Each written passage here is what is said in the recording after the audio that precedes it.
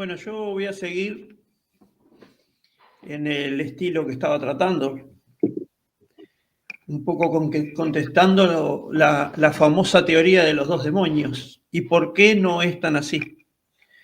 Ricardo se me adelantó con lo de la seccional 20, que yo tenía en consideración contar sin haber conocido a ninguno de los que habitaban allí o militaban allí.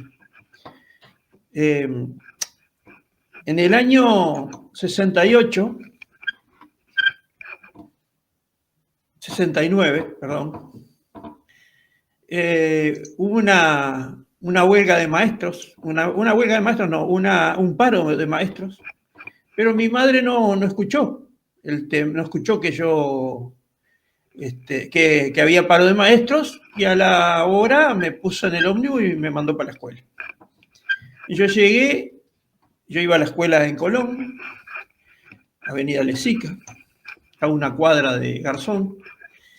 Cuando llego, la escuela estaba cerrada, entonces con mi túnica y moña crucé la calle medio como desorientado y en vez de tomarme el ómnibus de regreso me empecé a caminar.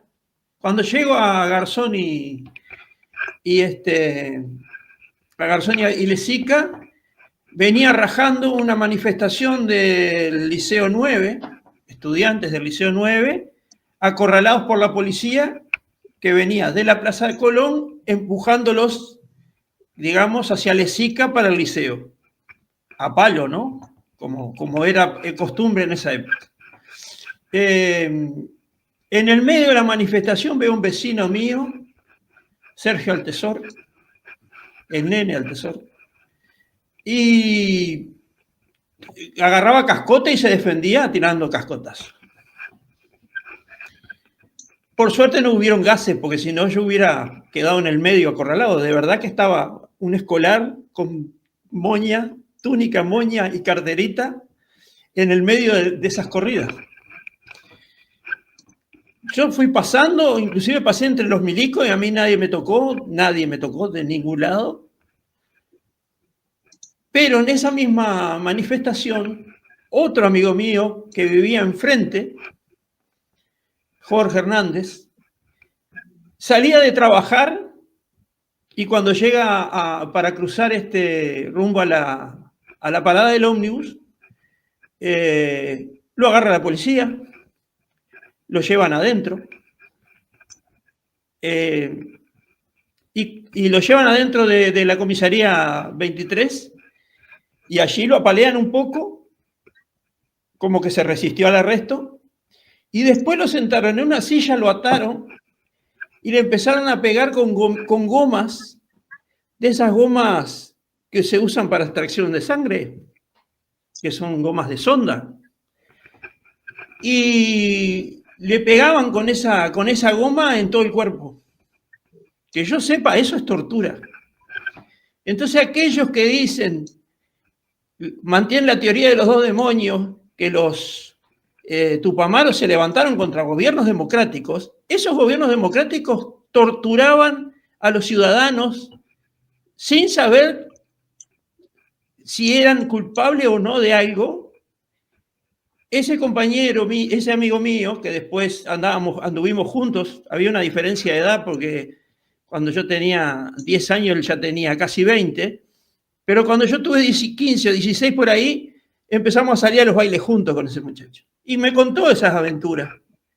¿Tá? Yo esto no lo supe ese día, lo supe mucho después. Y estaba enojado con el otro Sergio Altesor, decía, porque por culpa de este pichi no, me cagaron a palo a mí. Sin entender que no era culpa de él, sino del gobierno que estaba arriba. Entonces la teoría de los dos demonios, de un gobierno democrático y todo lo demás, que te apalea solo porque te atrapa, para sacarte una confesión que no sabés, porque a golpes no se puede sacar ninguna confesión, es parte de por qué no hay dos demonios y hay uno solo, que es un Estado que, vuelvo a insistir, tiene que garantizarte seguridad y orden, pero no a costa de maltratarte. No hay dos demonios, hay un demonio solo, que es el Estado, que no cumple con sus garantías. Y con relación a la última comparación que voy a hacer y termino, con relación a la seccional 20 del Partido Comunista, acribillada a balazos, encerrada como que fuera un comando militar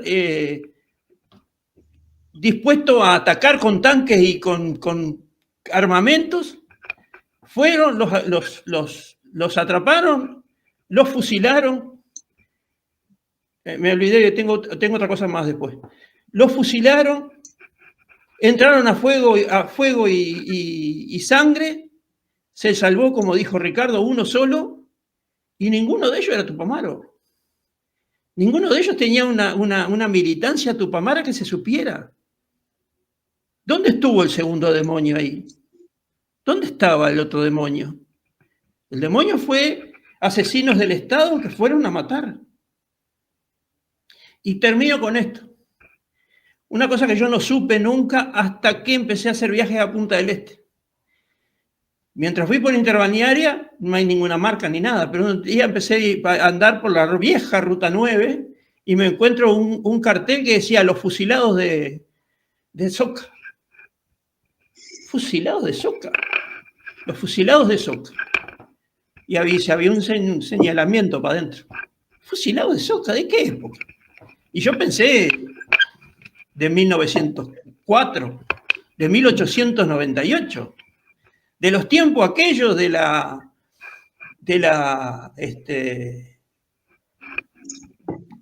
Guerra Grande. No. Un día entré y empecé a ver las placas que hay ahí, las fechas. No recuerdo bien, pero era 1974, no quiero ofender a nadie, pero creo que era 1974 o algo por el estilo. ¿Y qué tupamaros eran esos? Ningún tupamaro. Ninguno se le comprobó militancia. Y yo no digo que no sean, digo, ninguno se le comprobó militancia. Si lo fusilaron antes de nada. Por una vuelta. Y fue tanto el castigo a Soca, en su conjunto, para que ese fusilamiento se olvidara, que hicieron una ruta nueva por fuera de Soca, dejando a la ciudad en el olvido. ¿Dónde estaban los tupamaros ahí? Ya estaban presos. No había ninguno. Termino acá. Buenas noches, Machado. Buenas noches, Marcel. ¿Me escuchan? Sí. Bien. ¿Me dejás hacer un alargue de lo que dijo Daniel? Marcel. Por favor. Muchas gracias. Los fusilados de Soca fue un grupo que atraparon en Buenos Aires. Estaban de cumpleaños. Hubieron 2 o 3 que salieron a comprar pizza para comer esa noche. Cuando llegaron de comprar la pizza, se encontraron de que ya habían montado una ratonera. Y bueno, fueron todos presos, fueron torturados, violaciones a las mujeres, y fueron trasladados en un vuelo clandestino a Montevideo. O sea, toda la operativa del Plan Cóndor.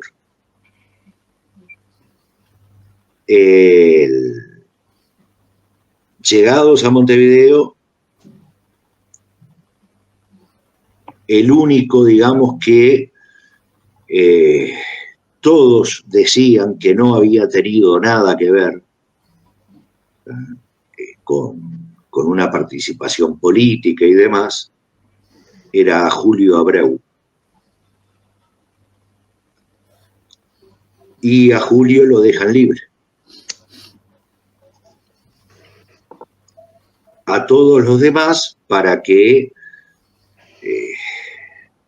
no se supiera de la operación conjunta que se estaba haciendo del Plan Cóndor, es que lo llevan a esa casa de Soca y lo fusilan. Y sale después un comunicado que la prensa muy cómodamente repite, de que era una célula terrorista y que se enfrentaron con los militares y que fueron abatidos.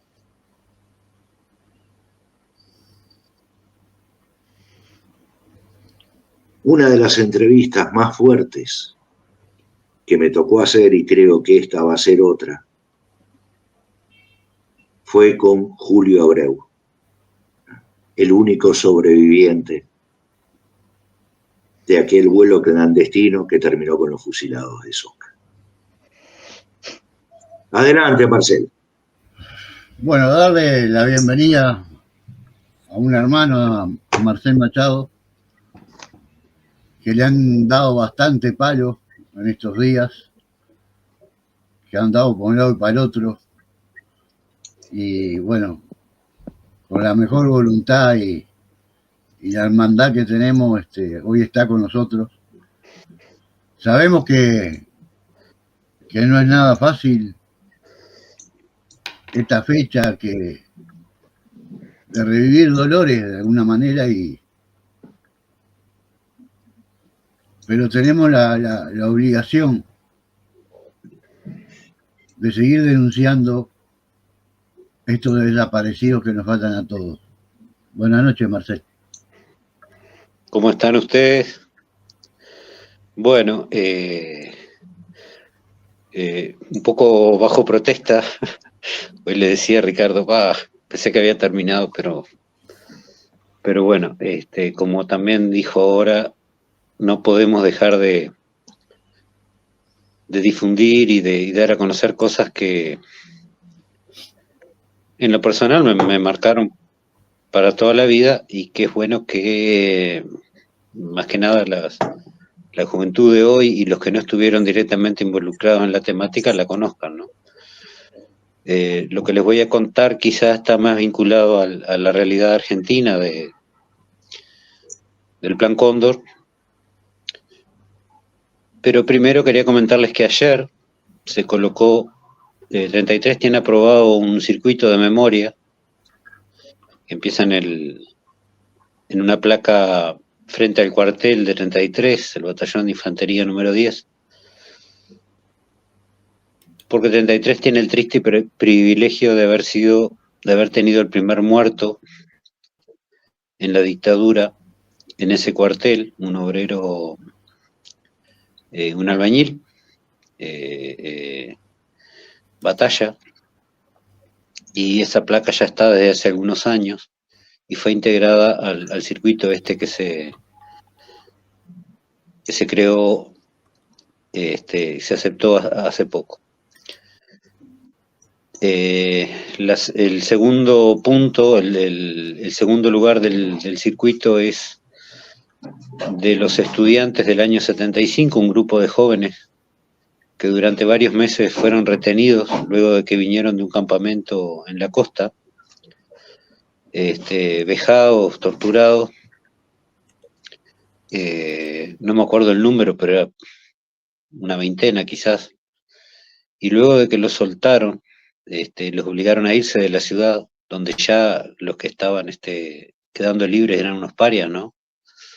La población no los aceptaba por toda la propaganda esa que existía en la ciudad, un pueblo chico, 33, donde se habían urdido historias de todo calibre, desde que eran portadores de enfermedades venéreas, promiscuos, se les hicieron análisis de todo tipo vejatorios a las muchachas, que eran la mayoría.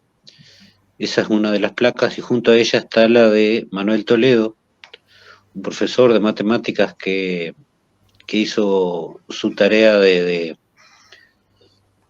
reunir, de juntar a los obreros de las arroceras, más que nada, que hay muchas en la zona, Y bueno, esa tarea le valió el ser detenido también y entregado muerto a sus familiares, con la prohibición de abrir el cajón en el que les fue entregado, pero que igualmente lo abrieron y lo encontraron con las manos atadas. Esos 3 lugares ya están colocados. Hay un cuarto que sería en la Plaza 19 de Abril, la principal plaza de 33, y sería en homenaje a Eguren, a Mario Eguren, un estudiante que viene detenido en un jeep de la policía, se logra escapar. En esa fuga que iba con manos atadas, pierde un zapato y logra subir a unos techos a 2 cuadras del lugar donde se escapa, y de ahí lo bajan de un disparo, con, no sé, creo que 20 y pocos años.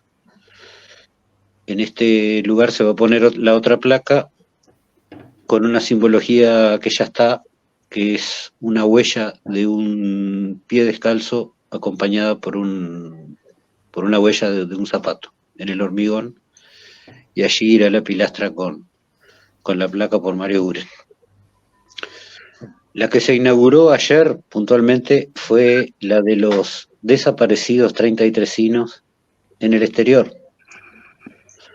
Aracatí López López, un uruguayo, un vergarense, nació en Vergara en el año 40, militante del MLN que desaparece en Chile.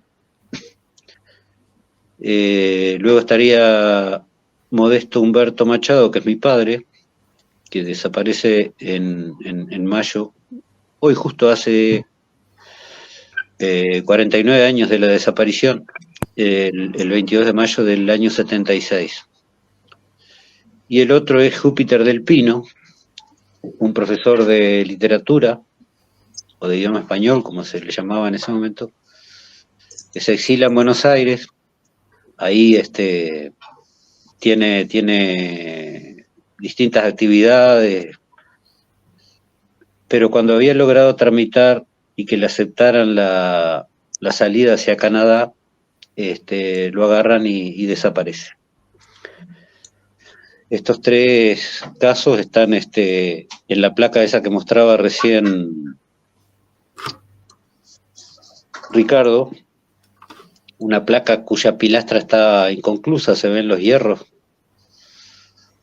Fue idea de los arquitectos del municipio, de la Intendencia de 33, para dar idea de algo que no está cerrado, que no está terminado.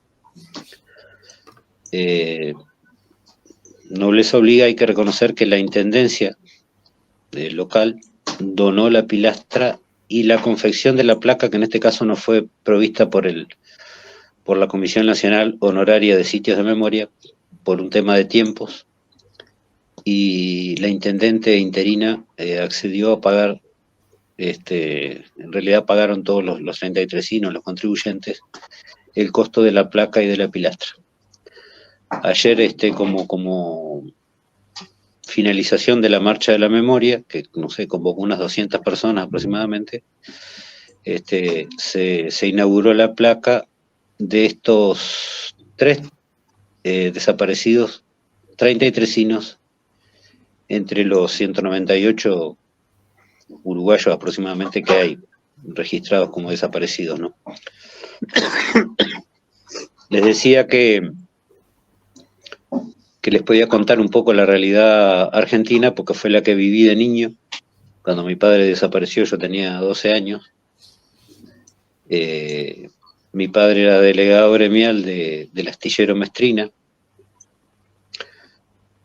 También tuvo algún vínculo con un grupo político que estaba vinculado era peronista, pero vinculado a Montoneros.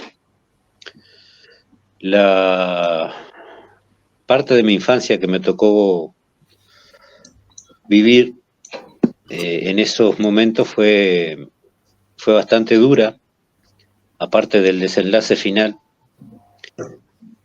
porque ya previamente yo vivía en un barrio de Tigre, con vecinos muy vinculados todos al gremio de los navales, a los astilleros, donde había varios. Es un gremio muy, muy, muy poderoso, que fue especialmente reprimido. Solo del astillero Mestrina, donde trabaja mi padre, hay seis desaparecidos, más algún otro asesinado. Y todo esto en el marco del Plan Cóndor, ¿no? Que hoy se resume en cifras de 80.000 muertos, 400.000 detenciones y más de 3.000 desaparecidos en el Cono Sur. Esas son las cifras frías y a tener en cuenta. Quienes quieran medir en números la envergadura y lo que significó el Plan Cóndor, gestado, organizado en el norte. Como les decía, ese tiempo, esa previa a la desaparición de mi padre, fue bastante dura porque, entre otras cosas, en algún momento de mi familia tuvo que hacer vida clandestina, por ejemplo. Nos teníamos que trasladar a lugares más seguros en distintos puntos de Buenos Aires. Era tal la inseguridad, por ejemplo, que una vez fui a hacer unas compras con 11 años al canal de San Fernando. Las fuerzas militares paran el colectivo en el que íbamos, hace bajar a todo el pasaje y nos ponen contra la pared y cachan de armas a todo el pasaje. Bueno, no se salvó nadie, ¿no? Y también yo con 11 años. También les puedo contar, por ejemplo, que a la escuela donde yo iba, la escuela 6 de Tigre, en un momento, en el año 75, la directora pasa por los salones diciendo que nos juntemos todos en el salón de actos porque hay una amenaza de bomba frente al edificio de la escuela, donde tenía su consultorio odontológico un uruguayo que también era dentista de Campo de Mayo, que habían colocado un explosivo allí y que por seguridad no podíamos ni salir a la vereda ni abandonar el lugar, y bueno, nos juntaron ahí a 200 chiquilines. En algún momento sonó una cosa sorda, una explosión muy que la habían hecho en un recipiente de estos que usan los equipos de explosivos del ejército, pero fue tan la vibración que llegó a quebrar algunos vidrios y el susto fue grande para todos nosotros. En ese clima vivíamos. El llegar a tu casa a cualquier hora y ver gente parada que no tenía razón de ser, se notaba claramente que no eran vecinos, eran vigilantes que colocaban. Les estoy hablando de un barrio obrero, un barrio de provincianos, donde se hablaba más guaraní quizás que español. Un barrio que no tiene nada que ver con la urbanización que he visto en los últimos años cuando he ido. Gente muy humilde.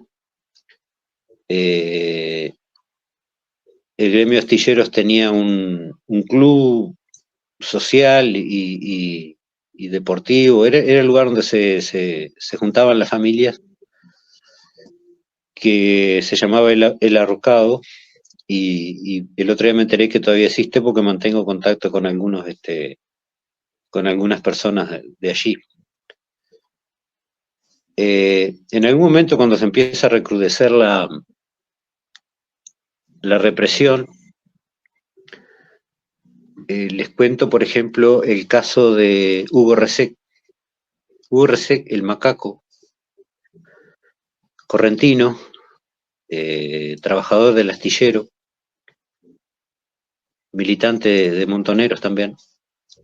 Esporádicamente vivía en mi casa, cuando mi casa venía resultando un lugar seguro. Iba y venía, por esto logramos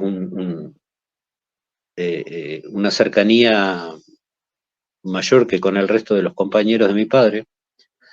Conocí a su familia, a Nelly, su esposa, y a sus 2 hijos, Hugo y Pastora. Hugo Resec se resiste al arresto, lo hieren, pero logran llevárselo. Se ensañaron especialmente en él por su combatividad, digamos. Y según las crónicas que circulan, fue desnudado y destrozado por los perros del ejército. Esa fue la muerte que tuvo. También mataron a su esposa y los 2 cadáveres se encontraron a la semana más o menos de muertos, encalados, semienterrados, y la gremial de astilleros decide velarlos igual en la sede gremial, y recuerdo perfectamente el olor que había en esa sala velatoria, donde había, no sé, 10 ventiladores, cambios de féretros cada poco rato, con una presencia inamovible de sus compañeros en esas condiciones. Imagínense lo que fue. Los hijos de Hugo y Nelly quedaron solos viviendo en el barrio, chiquilines que tendrían en aquel entonces 12, 13 años, eran un año mayor que yo, y bueno, terminaron su etapa preadolescente y adolescente ayudados por vecinos y porque no tenían más familia.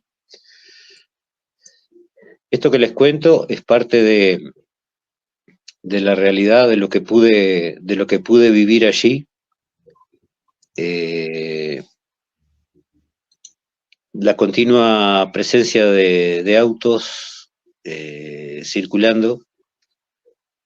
En algún momento una guardería de lanchas que estaba a 5 cuadras de mi casa fue explotada con todo el plástico, con todas las lanchas plásticas adentro. Y recuerdo de haber sentido la explosión, pasar por el lugar después y había una capa como de 2 metros de plástico de distintos colores. En esa realidad tuvimos con mis compañeros que vivir parte de nuestra niñez. A veces el ir a la escuela era ya un